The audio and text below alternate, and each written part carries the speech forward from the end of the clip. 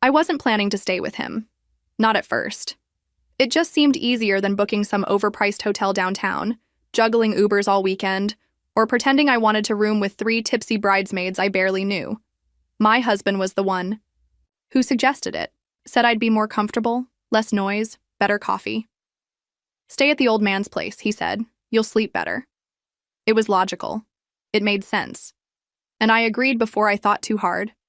I hadn't seen him in years. Not since we'd sold Mom's house and scattered half the garage into donation bins. He'd moved overseas right after, some quiet city near water, said he was done chasing anything. So when I saw his name on the door buzzer again, simple, all caps, it felt like stepping into a version of my life I didn't quite remember owning. He opened the door before I even knocked. Just pulled it wide like he knew the timing by heart. Same face. Maybe a little less sharp around the jaw, a little more silver over the ears. His shirt was too neatly pressed for someone living alone. That bothered me more than it should have. The house was clean. Not the kind of clean that smells like lemon spray and effort, but the kind that comes from someone who doesn't scatter their life across the floor anymore. Everything had a place. The air felt still, like it hadn't been stirred in days. I dropped my bag by the chair near the entry, shrugged off my coat, and told him I wouldn't be any trouble. He nodded once, then turned back toward the kitchen. That was the whole greeting. The bathroom was smaller than I remembered. Mirror still had that faint edge of rust where the seal peeled, like it always had. I took a long shower. Not because I needed it, but because I didn't want to go back downstairs yet. The water didn't get hot enough to fog the glass, so when I stepped out and wrapped the towel around my chest, I could still see myself clearly. Older. Not bad. Just quieter. Like someone had turned the volume down a few clicks over the last year. The hallway was empty. I could hear the hum of the refrigerator. Nothing else. I stepped out, towel pulled tight, feet soft on the cool wood. Turned the corner toward the guest room, and there he was, at the end of the hallway, holding a brown paper bag in one hand, keys still dangling from the other. He must have just come in. He didn't say a word, didn't flinch, just looked at me, from collarbone to eyes, and back again. 1 second, 2, maybe. I didn't move either. Couldn't tell you if I froze or just let the moment stretch. The bag crinkled softly as he adjusted his grip, then he stepped aside. Walked past me, not fast, not slow, like nothing had happened. I stood there a while. The towel was still in place, but it didn't feel like it. My skin felt warmer than it should have, and the sound of his footsteps moving away made my throat tighten. I didn't know what I'd expected. A joke? Averted eyes? A mumbled sorry? But the silence. That unsettled me more than anything else. Like he'd seen something he recognized, and didn't need to name it. I got dressed without turning the lights on. My hand shook once when I zipped my jeans. Just a flicker. Then, gone. I went downstairs eventually. He was already reading in the living room, glasses low on his nose, one lamp on. My bag had been moved closer to the wall, like he thought I might trip on it. He didn't look up when I entered. I made tea. Didn't ask if he wanted any. He didn't offer either. We just existed in the same space for the next hour. Parallel, quiet, practical. But something in my chest felt off-center. Like a magnet had shifted just slightly beneath the floorboards. I told myself I was tired. Travel always did this. New pillows, new air. That's all it was. But that night, brushing my teeth, I caught myself in the mirror again. Really looked. Not at flaws, not at wrinkles. At how I was standing. Chin tilted higher than usual. Hair tucked just so. Like I was waiting for someone to see me again. I didn't sleep well. Not because anything was wrong, technically. The sheets were clean. The bed was firm but not stiff. The room was quiet. Quieter than I was used to. No street noise, no air vents clicking on and off. Just the creak of the floor now and then, like the house was stretching out its joints in the dark. I shifted from side to side more than necessary. My mind kept looping around that hallway, that glance, the way his expression hadn't changed, and yet I knew it had. Morning came soft, gray light through the window.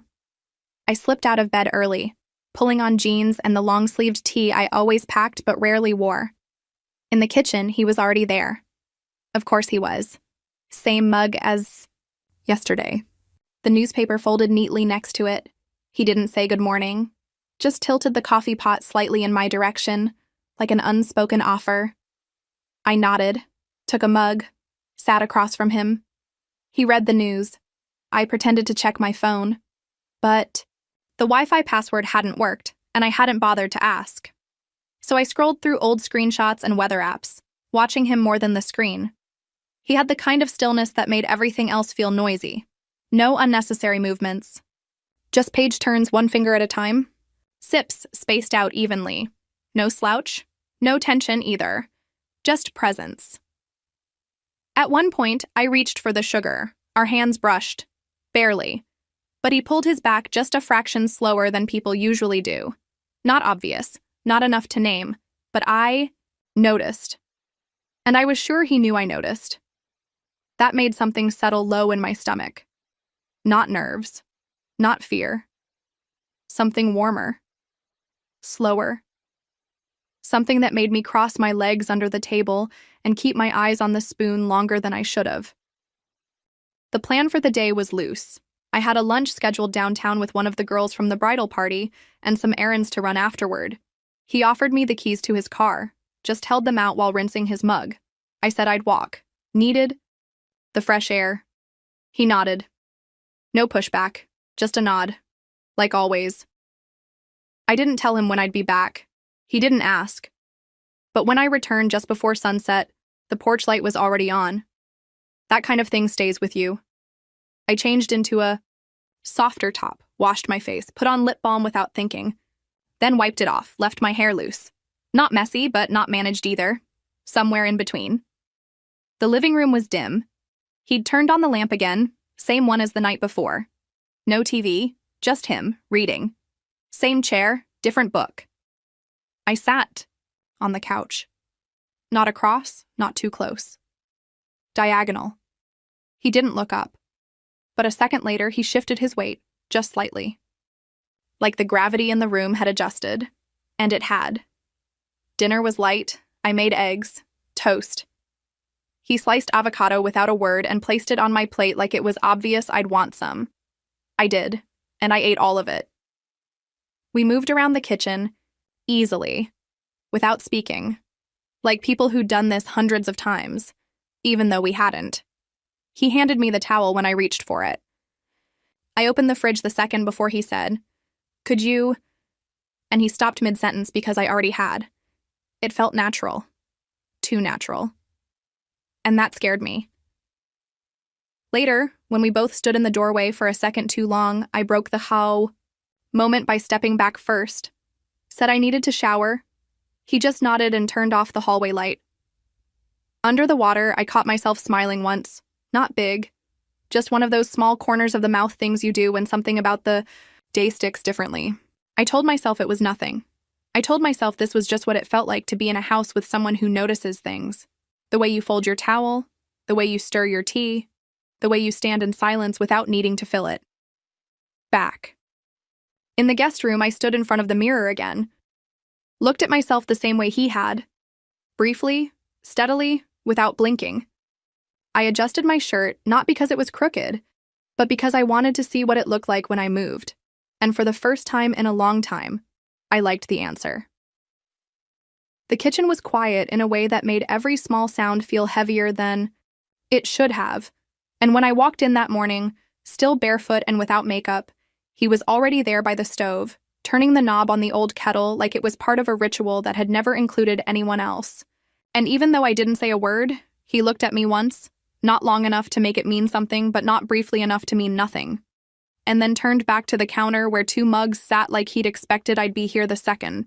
He opened his eyes. I reached up to get a cup from the shelf above the stove, not thinking about how high it was or how thin the cotton of my shirt had become with time. And as my fingers brushed the edge of the ceramic, I felt his hand at my waist and not pressing, not grabbing, just touching, just steadying me. And it was the kind of touch that didn't announce itself with intention, but left something behind anyway. Something that made the skin under the fabric feel exposed, even though it hadn't been. And I froze for half a second, not because I was startled, but because I didn't want to move too quickly and lose the exact feeling that was now burned under my ribs. He let go just as quietly as he'd reached. No apology, no comment, just a quiet return to his place by the stove as the water began to hiss softly in the kettle. And I stood there holding the mug like I couldn't remember why I had wanted coffee in the first place, staring down into it as though it might explain what had just passed between us without either of us saying a thing. And then I poured my drink, stirred without sugar, and sat at the far end of the table while he leaned against the counter and drank his in silence. We avoided each other all day, not in the way that people fight, not out of tension or guilt, but with a kind of rehearsed choreography that let us occupy the same rooms without brushing shoulders or glancing too long. And I went out for lunch with one of the girls from the bridal party, said yes to another round when I didn't need one, smiled wider than I meant to. But even as I laughed at stories I didn't fully hear, my mind kept pulling me back to that second when his palm pressed against the side of my shirt and how I didn't flinch, didn't stiffen, didn't even breathe until after he'd stepped away.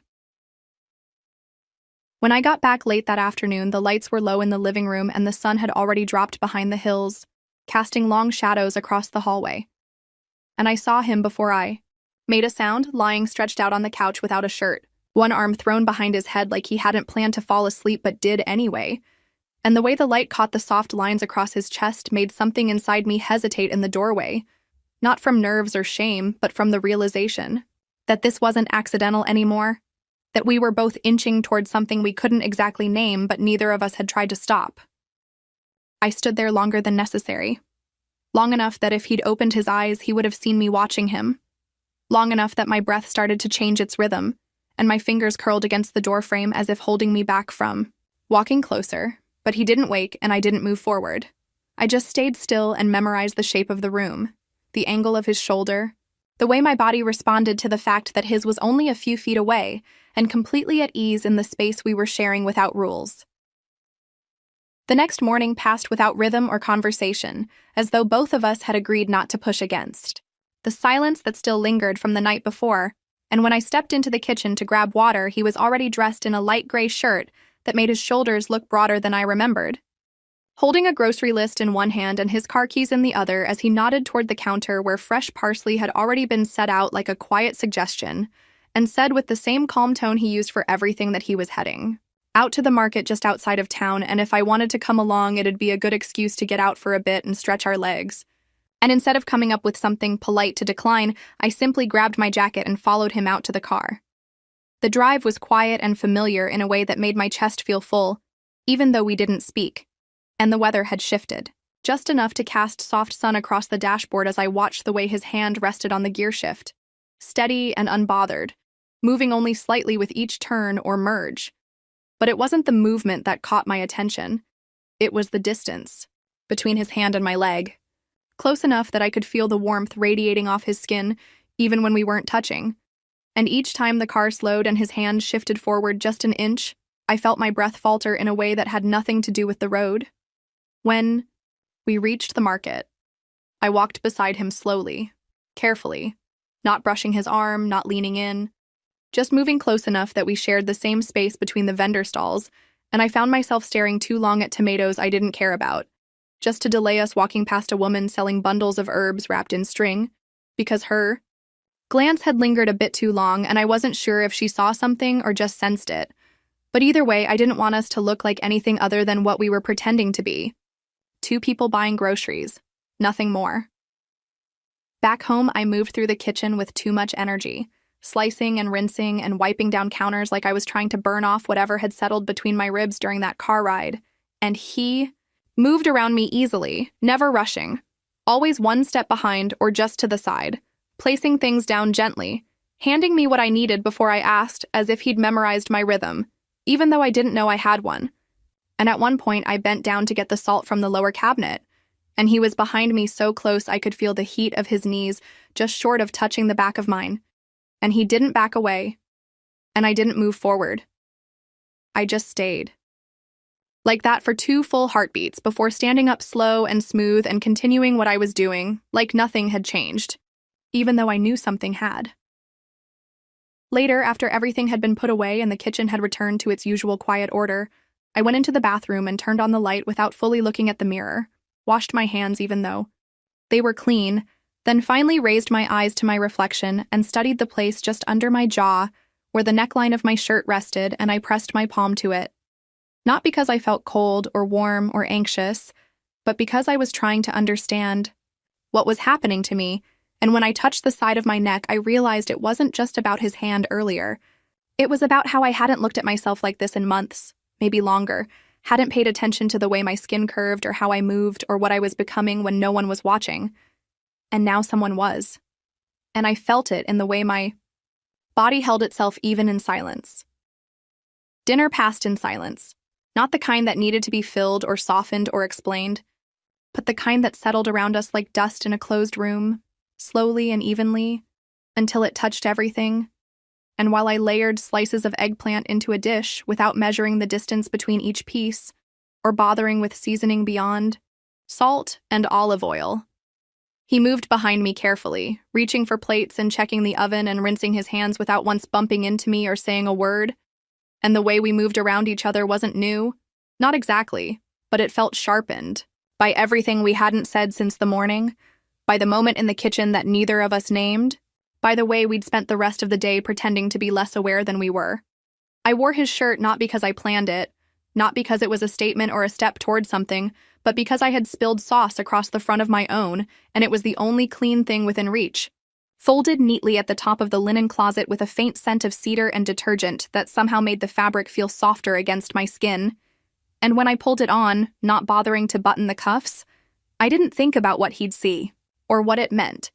But when I stepped into the kitchen and caught the quick flick of his eyes across my shoulder and down my arm, followed by nothing, not a glance, not a comment, just the soft sound of a spoon against a ceramic bowl, I realized how far silence can stretch when both people know what's inside it. He poured the wine without asking, filled both glasses the way someone does when they've memorized another person's habits, not as a gesture of hospitality, but as an act of quiet familiarity. And I sat in my usual seat but kept my feet flat, on the floor this time, instead of curling up in the chair the way I usually did, because something about the way the hem of his shirt touched my thighs made me want to stay grounded. And we ate slowly, without the usual rhythm of shared meals, without conversation or glances, or the casual background noise of people who know each other well enough to be distracted. And when he finished before me and stood to clear the plates, I didn't offer to help. I just watched the way his back moved under the fabric of his shirt and listened to the running water and the sound of the sponge against porcelain like it might tell me what he was thinking. I stepped out onto the porch barefoot, not to escape, and not because I needed air, but because the stillness inside the house had become too heavy and I needed something cooler against my skin to remind myself that the moment wasn't just in my head. And when I walked across the wood, slightly damp from the late evening mist, I felt each board give a little under my steps like the house was letting me pass without question, and I sat down at the far end of the bench with my glass still in my hand, not sipping, just holding it, and I tilted my head back and closed my eyes, not to rest, but to feel everything more clearly. The breeze, the heat lingering along my collarbone, the taste of wine still caught behind my teeth, and the silence inside me that had begun to take shape. I didn't hear the door open, but I felt the shift in air behind me, the slight creak of wood as someone moved across it. And when I opened my eyes, he was already beside me, sitting without a sound, close but not touching. And he didn't look at me right away, just faced the dark yard like it held something worth studying. And I didn't say anything either, because if I had, the moment would have cracked. And instead, we sat with our shoulders nearly aligned, the distance between us small enough that I could feel the body heat radiating off his arm, and it pulled my breath deeper into my chest like I had to slow everything down to stay still. I glanced at him once and found his eyes already on me, and instead of looking away, I kept the contact because whatever was happening didn't need to be hidden anymore. Not in this light, not on this porch, not after everything our bodies had already confessed without permission, and as the space between us tightened, not by movement but by agreement, I felt my chest rise against the fabric of his shirt, and The weight of anticipation settled behind my eyes, and I didn't lean in, and I didn't lean back. I just stayed where I was and let whatever was coming arrive on its own terms. We sat there in the kind of silence that doesn't ask to be broken and doesn't grow awkward with time, but deepens instead like water getting darker the longer you look into it. And even though I could hear the faint rustle of branches swaying above us and the gentle drip of moisture from the gutter hitting the stone below the steps, none of it registered the way his presence did, because my entire body had adjusted to the space between us like it was the only thing that mattered. And when he turned his head slowly in my direction, I felt the change in the air before I saw it. Felt something release inside me, like a breath I didn't realize I'd been holding since the night I arrived. He didn't reach for me, and he didn't speak. He just looked and kept looking in the kind of way that doesn't carry demand or expectation, but recognition, like he saw something in my face that had been waiting to be seen for longer than I cared to admit. And I didn't shift or pull away or offer anything to soften the moment. I just let it happen. Let his gaze stay where it landed, and let my own return to it without apology. Because at some point during these quiet days and these slow evenings, I had stopped pretending not to feel the way his nearness settled into me like something familiar that had simply gone unnamed. His movement toward me wasn't abrupt or dramatic. It was quiet and measured like the tilt of light before dusk fully settles, and when our shoulders brushed, it was the first actual contact of the night, and my body registered it not with surprise or panic, but with stillness, the kind that comes when you know you're exactly where you're supposed to be, even if you're not supposed to be there. And I didn't lean in, but I didn't lean away either. I let the moment carry itself the rest of the distance, and when his lips met mine, it was without hesitation or build-up. Not soft, but not forceful either. Just full and certain, like we had done this before in another version of our lives, and somehow remembered the shape of it at the exact same time. There was no noise, no fumbling, no pause for breath or reconsideration. There was only the weight of his mouth on mine and the quiet way we found each other without instruction or resistance.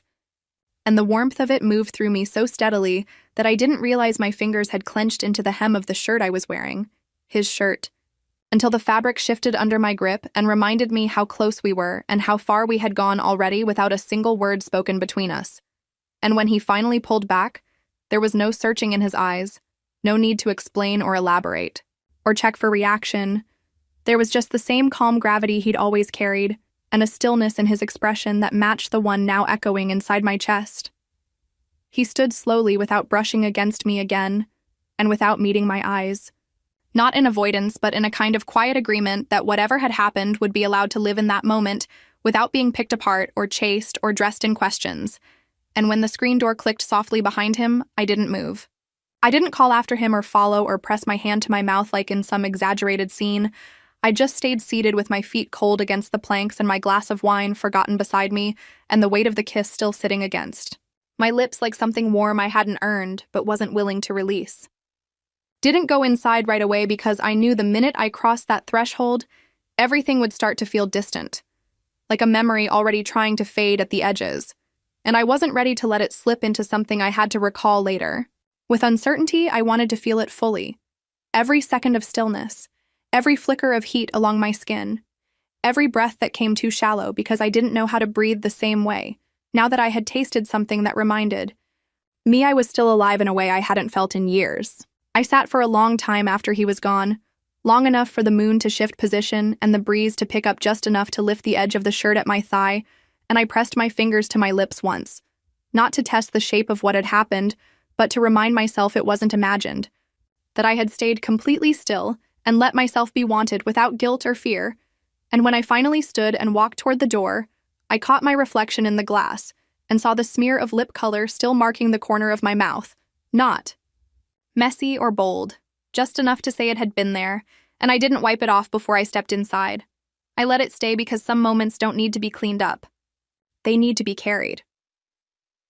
We didn't talk about what happened on the porch, and there was no shift in our routine loud enough to point at and say, this is where everything changed, but something in the way he handed me a plate that next morning told me the balance had tipped for good because instead of releasing the edge of the ceramic right away, his fingers lingered for a fraction longer than necessary and brushed against mine with the kind of contact that doesn't ask for attention, but doesn't hide from it either, and I didn't flinch or force a smile or say thank you in the way I normally would have. I just took the plate and moved back toward the table like I hadn't noticed, even though the warmth from his touch stayed curled around my knuckles all through breakfast.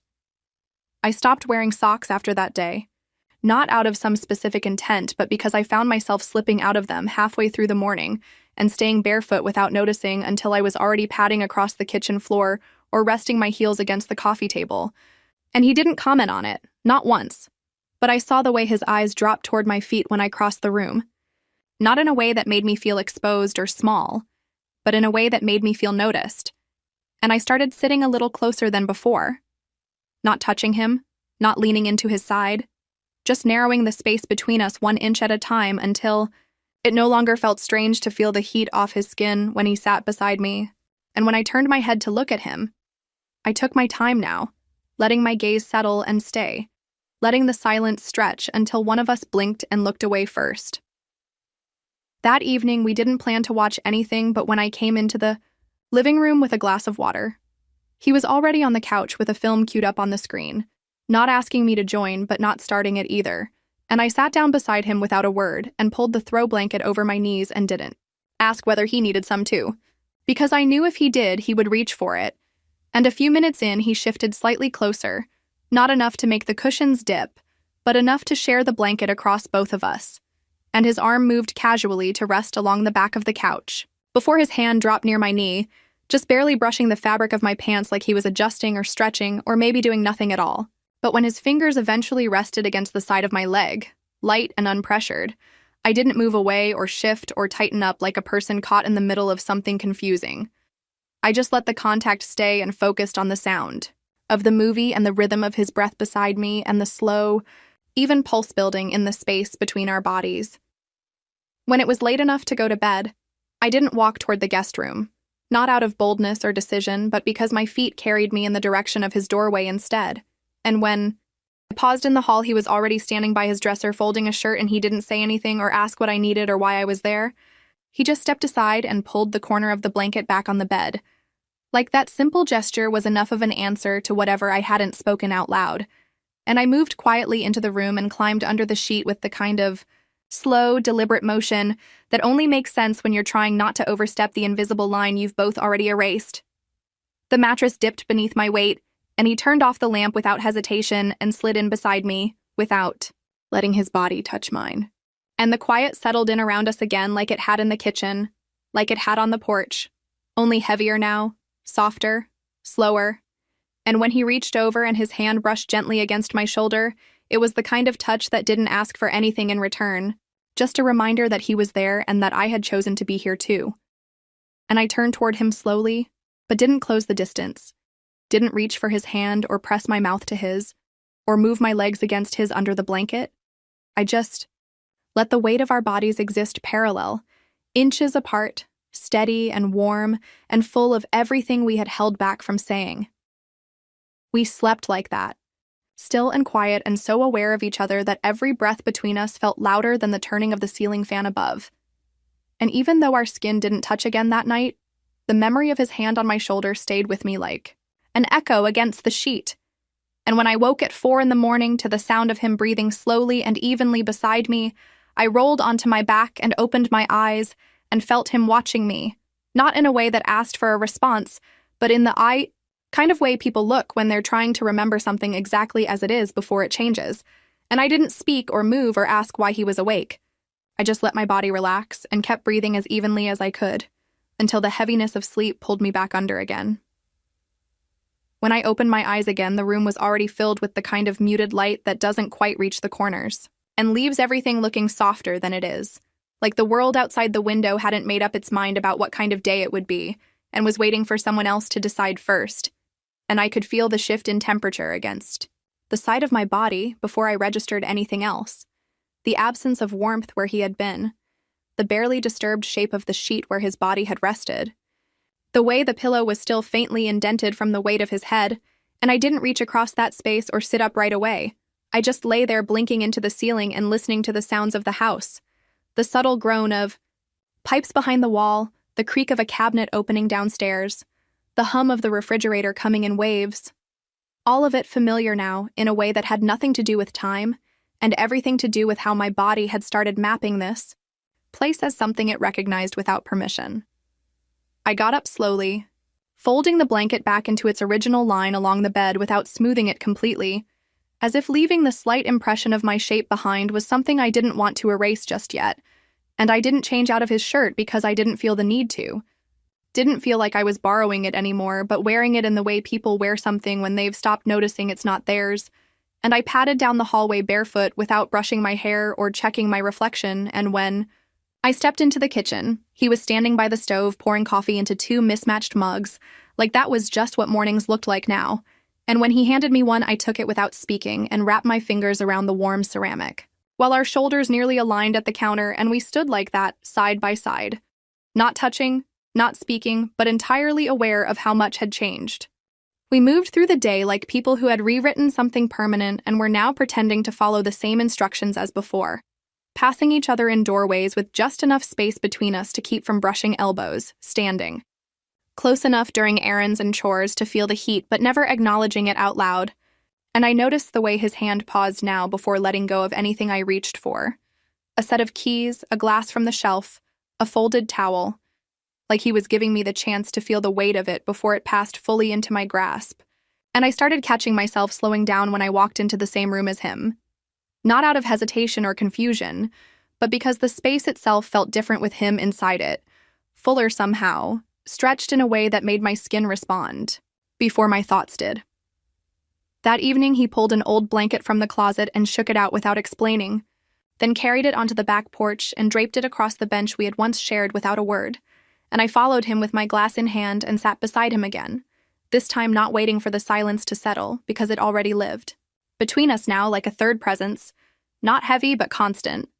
And when I shifted slightly to rest my elbow on the railing, I felt his hand drop between us, palm open, fingers relaxed, not offering anything but not withdrawing either. And I stared at the creases in his wrist for longer than I should have before lifting my own and letting the backs of our hands touch, not fully, not completely aligned, just enough to acknowledge what was there and what we weren't quite ready to reach for yet.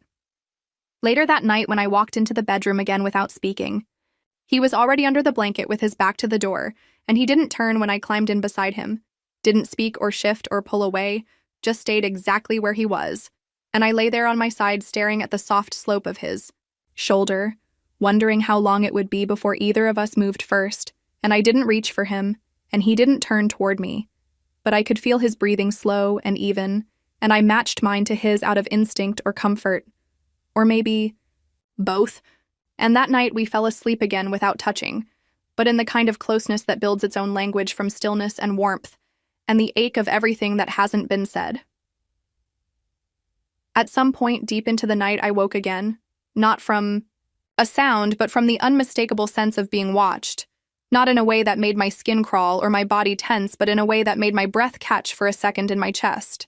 And when I opened my eyes, he was awake beside me, propped slightly on one elbow, eyes trained on my face in the half-dark, like he was memorizing it without expectation, not moving, not reaching, just looking, and I didn't speak or pretend I didn't see. I just let my eyes meet his, for one long moment before I let them close again and surrendered back into sleep. Not because I wanted to escape, but because I didn't need to explain, because his gaze hadn't asked me for anything, except permission to stay there and be real. We had shared the same bed the night before, but it hadn't felt like a decision, more like a continuation of the moment we were already living in, a slow drift toward the center of something unspoken, and tonight was no different, except I was wearing his old faded t-shirt that smelled faintly of dust and soap, soft against my skin in the way only worn fabric can be, and he had on a pair of cotton shorts that clung loosely around his hips and made him look even quieter somehow, like he had stepped entirely out of the person I thought I knew and become someone who moved differently, slower, heavier, as if time around us had thickened and no one else could feel it but us. And as I lay on my side with one knee drawn slightly toward my chest, I could hear the streetlight humming through the glass, the distant sound of a passing car, the shift of his body behind me as the mattress gave under the weight of his shoulder rolling back. The room wasn't dark enough to hide him, and not bright enough to show everything clearly.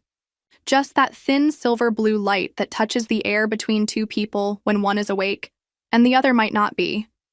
And I didn't close my eyes because I couldn't. Not with the sound of his breath moving steadily behind me, not with the soft pull of fabric as he adjusted his arm beneath the pillow, not with the knowledge that we were both still pretending to sleep even though sleep had left the room the second he shifted closer. Not by much, not enough to break a rule, but just enough that I could feel the edge of his thigh brushing the back of mine like a question no one wanted to ask out loud. I didn't move right away and I didn't speak because there was nothing to say. No right way to name what had already started shifting days ago in the kitchen, on the porch, in the way he looked at me in the mirror when I wasn't paying attention. And when I finally turned over slowly, deliberately, bringing my body around, to face his without touching him yet, I let my breath move into the space between us like a quiet offering and felt the weight of the moment settle across my collarbone like a hand that hadn't landed yet but would. And even though his eyes were closed, I knew he was awake. Not by movement or expression, but by the tension in his stillness. By the way his fingers curled lightly into the hem of the sheet as if holding something back. There was no sound, no invitation, just the nearness of his chest rising and falling within arm's reach, and I moved my right hand gently across the eye gap between us and placed my palm flat against the center of his chest through the fabric. And his breath caught only slightly, just enough to tell me he felt it, but he didn't move away or open his eyes or speak. He just stayed there, solid and warm and unresisting, and I felt the beat of his heart under my palm, steady and slow, and heavier than I remembered, and my hand stayed there not to take or to demand, but to understand something I hadn't been able to put into words for weeks. The rest happened the way real things do when you stop interfering with them. Slow and wordless and without any visible beginning.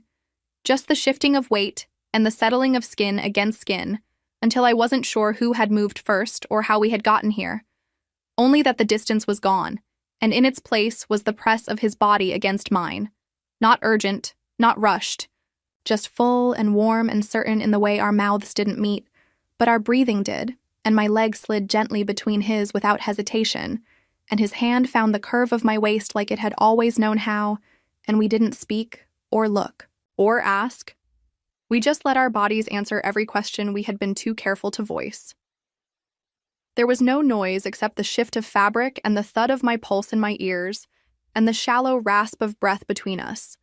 No language but the one we made with closeness and rhythm, and the soft pressure of his forehead against mine when everything stilled, and I lay there with my face near his collarbone, my hand resting on the flat of his stomach, my thigh tucked, between his legs like it had belonged there all along, and I didn't feel shame or panic or fear. I only felt the way my chest rose and fell beneath the weight of his arm and how his fingers moved once through my hair without needing to hold or guide, just a simple motion that said, "I see you, I know I'm here." We didn't speak, and we didn't move, not after, not for a long time, and the silence that followed didn't come to punish or clarify. It came to allow everything to settle without pressure, and we stayed like that. Bodies close, hearts loud, eyes closed. Not because we didn't understand what had happened, but because we understood it too well. And there was no need to name it when it had already named us in every small decision that led to this moment. We must have fallen asleep sometime before dawn, with the blanket twisted around our legs and our bodies still pressed together in that loose, uncertain shape people take when closeness no longer feels like a question but a state of being. And I woke up slowly to the sound of morning entering the room through the window. Not loud, not abrupt, just the usual soft light brushing the edges of the furniture and the faint sound of birds somewhere far enough away not to disturb, but close enough to remind me that time was still moving, even if I wished it would pause for just a little longer. And his hand was resting against my lower back in a way that wasn't possessive or protective, just a quiet continuation of the night before, a hand that hadn't moved away and didn't intend to. I didn't lift my head right away, and I didn't shift or reach for my phone. I just lay there with my cheek against the curve of his chest and my breath sinking to his in slow, uneven waves, and there was a stillness in my body that wasn't rest but resignation, not from regret or doubt, but from the understanding that the version of myself who had walked into this house a few days ago no longer existed, and that what had happened between us could not be undone, not by silence, not by distance, not even by guilt, because it had never been about choice in the clean moral sense. It had been about gravity, about the kind of pull that builds inside your skin long before you admit it's there.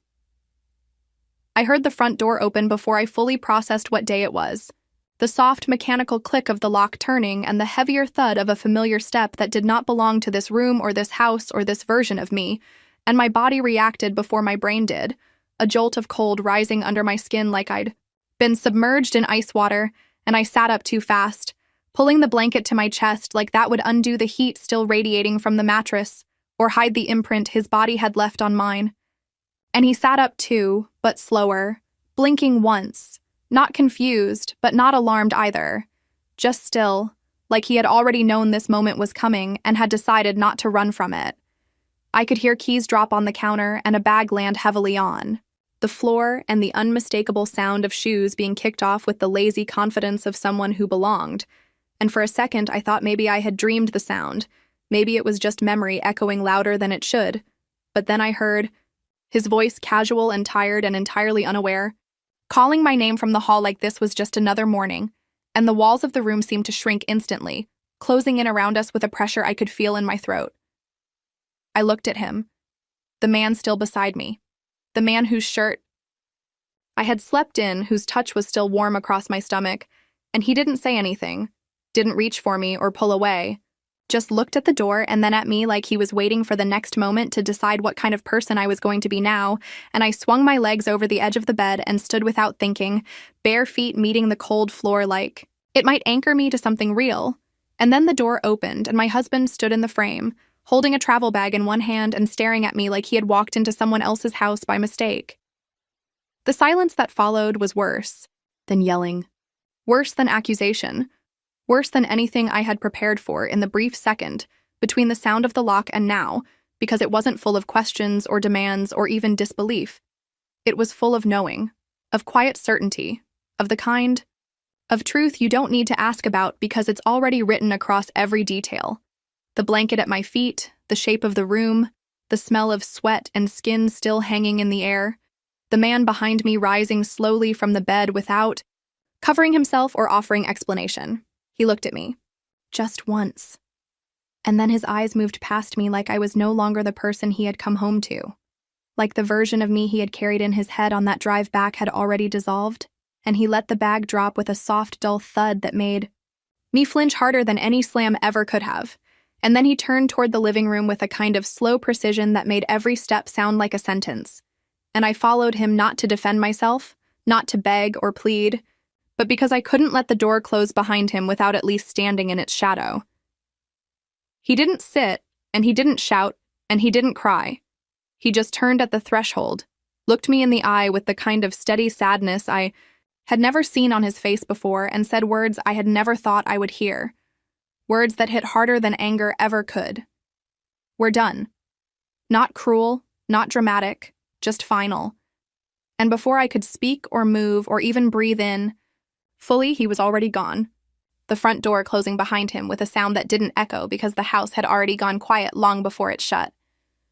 It was still early enough that the sky outside the window looked colorless, just a pale suggestion of morning pressed up against the glass, and we hadn't moved since sometime before dawn, when we'd both drifted back into sleep without words or certainty. Just the weight of everything that had already happened anchoring us to the bed, like there was no point in untangling ourselves yet, and his arm was still draped over my waist with his hand curled against my stomach, like it had ended up there, naturally, without direction or thought, and my face was resting in the soft dip where his shoulder met his chest, and my breath moved in time with the slow, steady rise and fall of his. The blanket twisted low around our hips, the air around us thick with the warmth we had left behind. The house had been quiet all night, the kind of quiet that settles when two people believe they are alone, and I hadn't heard the sound of the car pulling into the driveway, or the weight of a suitcase being pulled out of the trunk. But I did hear the door open downstairs, a quiet metallic shift followed by the unmistakable creak of hinges that hadn't been oiled in years, and for a second I didn't react because my mind couldn't place the sound in the present, couldn't align it with this room and this morning and the body still pressed against mine. But then came the slow groan of the stairs under heavy, familiar footsteps, slow and even like someone who didn't need to hurry because he already belonged here. and by the time I had lifted my head slightly from the pillow, it was already too late. He must have seen the two glasses in the kitchen first, the one with a faint pink smear still clinging to the rim where I had sipped from it last night without thinking. And maybe that was the moment it all collapsed in his chest. Maybe it was the smell of someone else's shirt still hanging in the hallway, or the way the house felt wrong before he even reached the bedroom door. But I heard the sound of the suitcase hitting the doorframe before I saw him, a loud, hard crack of plastic against wood that snapped me upright in the bed with a gasp stuck somewhere between my chest and throat. And I turned just in time to see him standing there in the doorway with his shoulders squared and his eyes fixed not on me but on the man still lying behind me, his jaw tight, his breathing shallow, and his silence louder than any shouting could have been. I didn't say his name, didn't try to explain, didn't cover myself or move to hide the way the blanket clung to my thighs or how my hair was still tangled from sleep and sweat and the weight of the night before. I just sat there frozen while he took it all in. The shape of us beneath, the blanket, the stretch of worn cotton across my back, the sight of my bare shoulders, the pillow indented with the weight of two heads. And then he took one step into the room and launched his hand forward in a sharp, hard shove that landed square in the chest of the man who had still not spoken, who had not moved, who had only sat up slowly and looked at him with the kind of stillness that makes everything worse. The push knocked him back into the wall hard enough that his shoulder hit the corner with a hollow thud, not violent but deliberate, and he didn't raise a hand or shout or defend himself. He just looked down for a second like he had been expecting it, and then back up again with the same unreadable quiet in his face. And before anything else could happen, I stood, barefoot, barely balanced, stepping between them without planning to, my arms lifting on instinct, my palms held out as if I could press them both back into themselves, my chest rising too fast and too sharp, breath caught between memory and panic. And I looked my husband in the eye for the first time since the door opened, saw the disbelief give way to something slower, colder, deeper than anger. He looked at me like I had already disappeared, like the person he thought I was had gone somewhere in the night and hadn't bothered to take her name with her. And he didn't look past me again, didn't say anything cruel or collapse into rage. He just stared like he was watching the last part of something die. And then he shook his head once with a softness that hurt more than a slap, stepped back, without touching either of us, and said only one thing in a voice that was lower than usual, but clearer than I'd ever heard it before. "You chose. Good luck. We're finished." Then he turned and walked out. Not quickly, not loudly, just with the kind of calm that says nothing else matters. Not the house, not the suitcase, not the people standing stunned behind him. And when the front door closed this time, it didn't echo, didn't slam, didn't shake the windows. It just clicked into place with the finality of something that will never open the same way again. And I stood there still holding the air between my hands, like it might keep everything from collapsing. But it didn't. And I already knew it wouldn't. I don't remember how long I stood in the middle of the room after the door closed behind him, whether it was seconds or minutes or longer, whether my hands eventually dropped or if I kept them lifted like they might still hold back the collapse, and the silence that followed wasn't peace or shock or relief, but something slower and deeper, something like fog settling into my lungs. And I didn't look back at the man behind me or say anything to fill the space between us, because nothing needed to be added to what had already been said without words, and I just sat down on the edge of the bed where the sheet still carried my shape, folded my hands in my lap, and waited for my body to stop shaking, even though it never really did. It was less than 3 hours later when the message came through.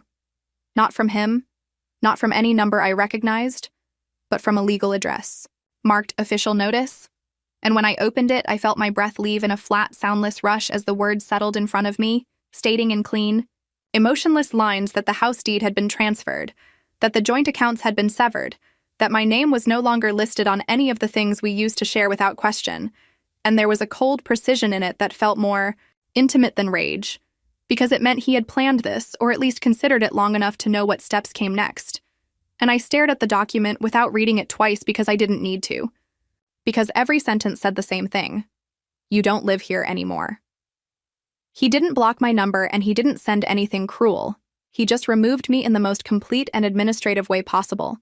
And when I closed the laptop and looked around the room that was no longer mine, I felt a strange stillness settle into my spine, like I was no longer angry or guilty or confused, just empty in the way a drawer feels once it's been cleaned out.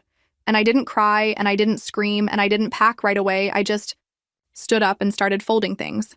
Not in a rush, not dramatically, but like someone who understood that they had to leave without knowing where they were going. He offered to let me stay, the man whose shirt I had slept in and whose arms had held me just hours earlier, and he said it quietly, without pressure or expectation, just a simple question laced with something that almost sounded like care.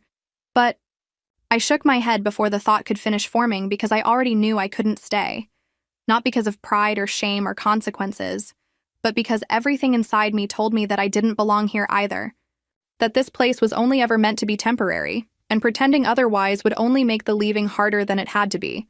And he didn't press me, didn't argue or persuade. He just watched me start to fold my clothes into the same bag I'd brought 3 days ago. And everything I touched seemed smaller than I remembered, easier to fit, lighter than it had any right to be. There wasn't much to take, and even less I wanted, and when I zipped the bag closed and looked around the room for anything I might have forgotten, I realized how little of me had actually settled in here, how the only real trace I was leaving behind was the dent in the pillow and the faint scent of my shampoo in the bathroom drain. And I walked down the stairs without shoes, because I didn't want to hear the sound of my own footsteps echoing across the floor. And he followed me to the door but didn't open it, didn't say goodbye or promise anything or ask what would come next.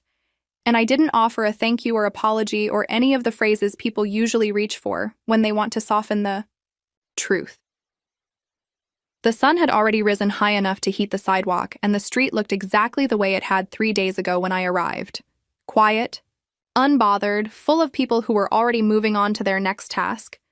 And I stepped out into it like someone being released from something they didn't fully understand. And I walked 2 blocks to the nearest intersection where the bus stop sat shaded beneath a rusted metal sign, and I waited without checking the schedule, without knowing where it would take me, because it didn't matter anymore where I went, only that I wasn't going back.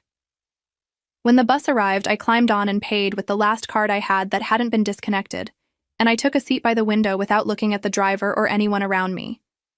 And as the city began to move past outside, I pressed my forehead lightly to the glass and watched the faces of people on the sidewalk going about their mornings with coffee in one hand and keys in the other and bags over their shoulders like nothing in their lives had fallen apart overnight. And I realized that I wasn't going where I'd been, but I also wasn't going where I thought I was headed either. And that space in between, that directionless, unnamed place, was the only place I had left to go.